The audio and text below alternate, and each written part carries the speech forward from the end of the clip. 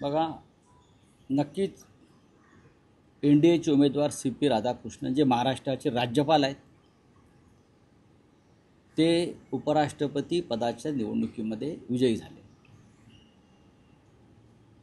त्याबद्दल आम्ही त्यांचं अभिनंदन करतो। आमचे उमेदवार बी सुदर्शन रेड्डी यांनी निवडणूक अत्यंत चांगल्या पद्धतीने त्यांनी निवडणूक लढले। विरोधी पक्षाची एकजूट दिसली। जगदीप धनखड यांना मिळालेली मतं तेव्हा 75%, बरं, आणि आता राधाकृष्णन यांना मिळालेली मतं यात प्रचंड तफावत आहे। आमच्या उमेदवारांना 300 मतं मिळाली। आमची साधारण 314ची ताकद होती। समस्त विरोधी पक्ष 314, 15 मतं अवैध ठरवली आणि ती मतं इंडिया आघाडीला मिळणारी होती हे स्पष्ट झालं। ती मतं इंडिया आघाडीला मिळणारी होती, पण शेवटी निवडणूक निर्णय अधिकारी जे असतात ते कोणाचे असतात हे आपल्याला माहिती आहे। जसं महाराष्ट्रातल्या विधानसभा लोकसभा निवडणुकीत झालं तसं तिकडे होऊ शकतं। ही 15 मतं, त्या 15 मतांवरची जी खूण होती ती इंडिया आघाडीचे उमेदवार सुदर्शन रेड्डी यांच्यासमोर केलेली खूण होती आणि ती मतं अवैध ठरवली काही कारणानं। त्यानंतर आता आपण म्हणतो की क्रॉस शूटिंग झालं आहे, 10-12 काय असेल ते झालं असेल। साधारण ज्याच्या हातात सत्ता आहे, प्रचंड ताकद आहे, पैसे आहेत, त्यांना फक्त 10 मतं तिकडे तिकडे करता आली आणि 10 मतं कोणती असावीत साधारण आम्हाला अंदाज पहिल्यापासून होता। आम्ही नाराज नाही, आम्ही निराश नाही, आम्ही लढलो आणि 300च्या आकडावरती आम्ही थांबलो। हा आकडा लहान नाही, संसदेत 300 हा विरोधी पक्षाचा आकडा एकत्रित हा लहान नाही, हा सुद्धा आकडा मोठा आहे। आणि त्यांना मिळालेली मतं जी आहेत 452, 457, त्यांना एरवी मिळणारे अनेक मतं आहेत। बिजू जनता दलाची आहेत, अकाली दलाची आहेत, KCR पक्षाची आहेत। हे लोक तटस्थ राहील हे त्याच दहशतीमुळे आणि भीतीमुळे। ज्यांनी आम्हाला या वेळेला मतदान करण्याचा विचार केला होता या सगळ्यांनी, पण शेवटी म्हटलं ना, भय, दहशत, सत्तेचा गैरवापर या गोष्टी झाल्या तरी निवडणूक उत्तम झाली। आता नवीन उपराष्ट्रपतींवरती जबाबदारी आम्ही देणार आहोत, ती म्हणजे पूर्व राष्ट्रपती धनखड यांचा शोध घेण्याची। राज्यसभा सुरू झाल्यावरती आम्ही हा मुद्दा उपस्थित करू की नवीन राज्यपालांच्या अधिकारामध्ये एखादी SIT स्थापन करता येईल का, की कहाँ गए पूर्व उपराष्ट्रपती। कोणी म्हटलं ते आता हरियाणातल्या एखाद्या फार्म हाऊसवर आहेत, अन्य आहेत। जोपर्यंत त्यांचं सार्वजनिक दर्शन होत नाही आणि इतके दिवस त्यांना कोठे डांबून ठेवलं होतं ते स्पष्ट होत नाही, तोपर्यंत ते गायब आहेत असंच आम्ही गृहीत धरतो। संविधानाचं रक्षण करण्यासाठीच नवीन उपराष्ट्रपती जर आले असतील तर आपले पूर्व उपराष्ट्रपतींचं काय झालं हे राज्यसभेला माहिती देण्याचं काम त्यांचे, जबाबदारी त्यांची आहे। राऊत साहेब, तुम्ही एक विधान केलं की विरोधी पक्षाची एकजूट दिसली, हे एक, आणि दुसरं असं म्हणालात की जी मतं फुटली त्या बाबतीत आम्हाला काही मतं फुटतील असा अंदाज होता। नाही, मतं फुटतील असा अंदाज नाही, काही मतांच्या संदर्भात जो संशय होता, आणि हा संशय देशभरातला आहे, तो काय एका राज्यातला नाही ना। संपूर्ण हे इतकं मोठं देश आहे आणि देशामधले इतके खासदार आहेत, प्रत्येकाची प्रत्येकाला माहिती असते। कोणी कोणाला फोन केलेत, कोण कोणाला भेटलेलं आहे, कोणी कोणाला चहाला बोलवलेलं आहे। हां, त्यांच्याकडे पेगासिस असेल, आमच्याकडे बरंच काही ॲक्सेस असतात ना। नाही, पण राऊत साहेब, त्यात शिंदे शिवसेनेचे खासदार किंवा नेते असं म्हणतात की महाराष्ट्रातून मतं फुटली, अजिबात नाही। शिवसेना UBTची 5, LCPची 2 असाही दावा केला जातो। नशीब ते शिवसेना माननीय उद्धव ठाकरे पक्षाची 25 मतं फुटली असं बोलत नाहीत। आणि पवारसाहेबांची 27 मतं फुटली असं बोलत नाही. असं विधान करणाऱ्यांचा मेंदू गुडघ्यासुद्धा नाही, त्यांना मेंदूच नाही. हे कोण लागून गेलेत आमची मतं फोडणारे? हे तुम्ही निष्ठावंत जे राहिलेत आमच्या पक्षामध्ये ताकदीनं, त्यांचा अपमान करताय सगळ्यांचा. निष्ठा या शब्दाचा अपमान आणि कलंक लावणारे हे लोक आहेत. हे जे बोलत आहेत कोणी, आज स्वतः विकले गेले, स्वतः शरण गेले, स्वतःचा स्वाभिमान गहाण पडला, स्वतः गुलामी पत्करतायत आणि इतरांवरती शिंतोडे उडवत आहेत. हे जे कोणी लोक आहेत शिंदे गटाचे वगैरे, त्यांना सांगा जाऊन फार शहाणपणा करू नका. नाहीतर नेपाळमध्ये जे झालं ना, लोक रस्त्यावरती आले, हां, तसं तुमच्या बाबतीत व्हायला वेळ लागणार नाही. या महाराष्ट्रात लोक खतखत आहेत. महाविकास आघाडीतलेच हे खासदार आहेत असं ते वारंवार असं यासाठी म्हणतात की ज्या प्रकारे काही नाराजी त्यांनी याआधी सुद्धा बोलून दाखवली, काही नाराज आहेत असं. आमच्याकडे कोणी नाराज नव्हतं, ना पवारसाहेबांच्या पक्षात, ना आमच्या पक्षात, ना काँग्रेस पक्षात, अजिबात नाही. नाराज जर कोणी असतील तर ते भारतीय जनता पक्षामध्ये होते. नाराज जर कोणी असतील तर ते भारतीय जनता पक्षामध्ये होते. पण प्रत्येकाची मतं प्रत्येकाला पडलेली आहेत, इतकंच मी सांगतो. नाही, पण यावर फडणवीसांची अशी प्रतिक्रिया आहे, ते असं म्हणतात की वातावरण तयार करून तोंडावर पडायचं अशी विरोधी कोणीही अवस्था आहे. एनडीएची मतं फोडू असं सांगितलं, मात्र त्यांना स्वतःचीही मतं राखता आली नाही असं त्यांनी म्हटलं. देवेंद्र फडणवीस यांनी महाराष्ट्रात स्वतःचं स्थान सांभाळावं. सध्या कोणी असं बोललं नाही की आम्ही एनडीएची मतं फोडू. एनडीएमधलं वातावरण चांगलं नाही आणि एनडीएला मिळणारी मतं तटस्थ राहिली. एनडीएला एरवी मिळणारी BJDची मतं, बिजू जनता दलाची मतं, त्यानंतर अकाली दलाची मतं, KCR पक्षाची मतं, ही तटस्थ का राहिली याच्याविषयी बोला. जी तुम्हाला मिळणारी कायम संसदेच्या प्रत्येक मतदानामध्ये गेल्या अनेक वर्षामध्ये सर्व मतं भारतीय जनता पक्षाला पडलीत. अनेक क्रुशल बिलं जेव्हा आली, तेव्हा ही सगळी मतं भारतीय जनता पक्षाच्या बाजूने पडली. ती मतं तुम्हाला मिस्टर फडणवीस यावेळेला तुम्ही घेऊ शकला नाहीत. ह्याच्यावर जर आपण मत व्यक्त केलं तर बरं होईल. निष्कर्ष ते काढला असेल, कारण 15 अवैध मतं तुम्ही मतं आमची ही 15 अवैध मतं जी आहेत त्याच्या समोरच्या फुल्या या सुदर्शन रेड्डी यांना पडलेल्या आहेत. म्हणजे 315 आमची तेवढीच मतं आहेत. आमची मतंच तेवढी आहेत. आपण ते संपूर्ण गणित दोन्ही सभागृहांचं केलं तर आमच्या मतांचा आकडा त्यापेक्षा जास्त नाहीच.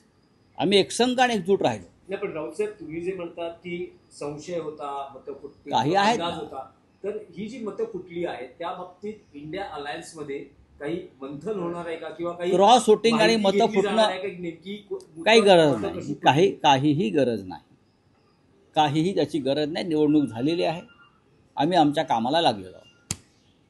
काल गणेश नाईकांनी ठाण्यामध्ये मेळावा घेतला आणि त्याच्यात असं म्हटलं की रावणाच्या अहंकाराचं दहन करायचं आहे, ठाण्यात सत्ता आणायची आहे. पुन्हा एकदा कविता पाहिला. आता हा त्यांचा पक्षातला अंतर्गत विषय आहे. देवेंद्र फडणवीस यांनी त्याच्यावर लक्ष घातलं पाहिजे. मी जे म्हणतोय की त्याच्या विरोधी पक्षाला जे आता एका उपराष्ट्रपती पदाच्या निवडणुकीवरून, बघा तुमच्याकडे बहुमत होतंच ना. आम्ही कुठे म्हणतो नाही, तुमच्याकडे 40चं बहुमत होतंच. त्याच्यामुळे आम्ही तोंडावर पडलो वगैरे. तुम्ही तोंडावर रोज पडताय ते बघा. मराठा आरक्षणामध्ये, OBC आरक्षणामध्ये, भ्रष्टाचाराच्या मुद्द्यावर रोज असे प्रकरण येत आहेत. रोज तुमच्या पक्षामध्ये, फक्त तुमच्या आघाडीमध्ये आता कॅबिनेटला गँगवॉर व्हायचंच बाकी आहे. ठाण्यात तर होणारच आहे, नवी मुंबईत तर होणारच आहे. रिव्होल्युशन होणार आहे ठाणे आणि नवी मुंबईत. क्रांती. ठाण्यात आणि नवी मुंबईमध्ये गणेश नाईक क्रांतीची मशाल घेऊन उभे आहेत. आम्हाला माहिती आहे काय होणार आहे. Revolution, Nepal style. तेच साहेब, नेपाळचा विषय काढला. काल तुम्ही एक ट्विट केलं आहे. तुम्ही म्हटले की नेपाळमध्ये जी आज परिस्थिती आहे ती अन्य देशातही घडू शकते. नेमकं तुम्हाला काय म्हणायचं? तुम्हाला काय ऐकायचं आहे? जे तुम्ही सांगणार आपको क्या सुनना है मेरे से? मत देखिए, नेहमी अपेक्षित असतं. नेपाल भारत का एक सीमावर्ती ऐसा देश है जो बिहार से सटा है, जो वेस्ट बंगाल से उनसे बहुत सा एक भाग है, वो वेस्ट बंगाल से भी जुड़ा हुआ है, थोड़ा यूपी से भी जुड़ा हुआ है. ये आग जो है, जो नेपाल में लगी है देश के सीमा पर, और हिंदुस्तान में 75 लाख 75 लाख नेपाली भी रहते हैं. ये आग जो है ये आग जो है वो करप्शन के खिलाफ है। ये आग जो है नेपाल में लगी है ये तानाशाही के खिलाफ है। और ये आग सरकार, मंत्री और मंत्रियों के बेटे जो फॉरेन विदेश में जो है ना, उनके खिलाफ भी है। मंत्री उनको सड़क पर पकड़ कर लोगों ने मारा है, घर जलाए हैं।